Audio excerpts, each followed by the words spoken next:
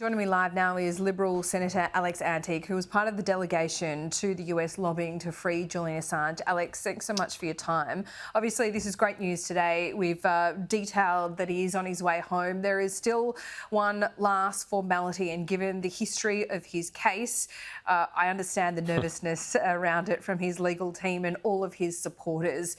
But this is an unequivocally good day. Yeah, look, Laura, it's a great day, and many of us hoped wondered whether or not it would ever come. But I think people are right to be cautious. We will see the proof in the pudding when it's done, and we'll see what happens tomorrow morning when the hearing's held. But look, ostensibly, I think a lot of credit has to go to the people that have campaigned for this release for long periods of time. I mean, there is a very strong Assange campaign that was instrumental in getting an almost unprecedented degree of cooperation between Labor, Liberal, Green and Independent to go to the United States last year, has worked tirelessly in the media in order to get this message out. And I think it's now bearing fruit. Well, it's more than bearing fruit. Julian Assange is on his way home. The Northern Mariana Islands is where this formality, we hope. We have great hope and reason to hope that this will be just a formality. We're not sure on the timing of that, but we know that he's out of prison. We've seen pictures of that this morning, thanks to WikiLeaks, who posted the pictures on X of him in a van leaving prison, arriving at the airport at Stansted and then boarding that private plane. These pictures, Alex, I'm sure you would have seen, or you are just seeing right now, of Julian Assange. He's aged a little bit, which you would expect, but he does look in good physical health. Would you agree?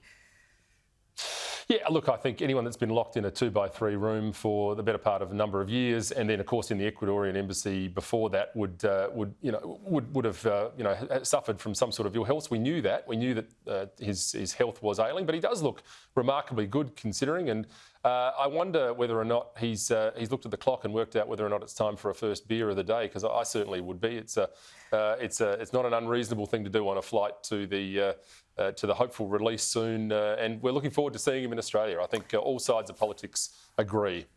That's right. He was looking at documents on this plane. There you have it. I would say they are the documents from the US Justice Department formalising the deal, and he is 52 years old now. I mean, this has been a long journey for him. He's been locked up in the Ecuadorian embassy before going to Hindmarsh. And, this all started really when he was in his early 40s, and now he is 52 years old. Alex, before we let you go, we showed vision of the delegation you were on with Barnaby Joyce, other crossbenchers, including Monique Ryan as well, earlier this year in Washington. Barnaby, just a moment ago, pointed out this wasn't taxpayer funded either. This was done in a private sense. But he also named some of the US representatives and politicians that were right behind this. They were helping, you and this delegation and Australians more broadly in this campaign. Yeah. What was the sense? What kind of reception did you get when you went to Washington with your message?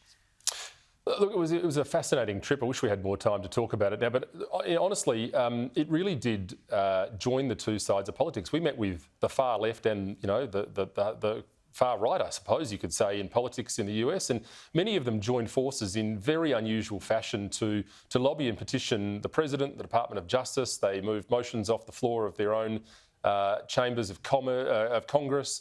And the sense was that they got it. I think what they didn't understand, though, was how big an issue it was for Australians, and they were absolutely floored by the cross-party delegation that turned up. I think that's the thing that really got them. And look, I don't know whether that made a huge difference. I hope it did, but ultimately, the credit has to go to his brother, Gabrielle Shipton, and his dad, John. His wife, Stella, he's got two kids that I'm sure he's absolutely dying to see this afternoon, and it's just great news. Yeah, I don't know whether it'll be this afternoon. This afternoon. Yeah, I couldn't see them on that plane, but look, we were given just a few images of Julian. WikiLeaks, of course, very alive to the fact that there is great public interest in this, and I'm sure that will be welcomed, but I'm sure it would be overwhelming as well. well, and he's going to need some time. Alex, thanks so much for your time today. Appreciate it.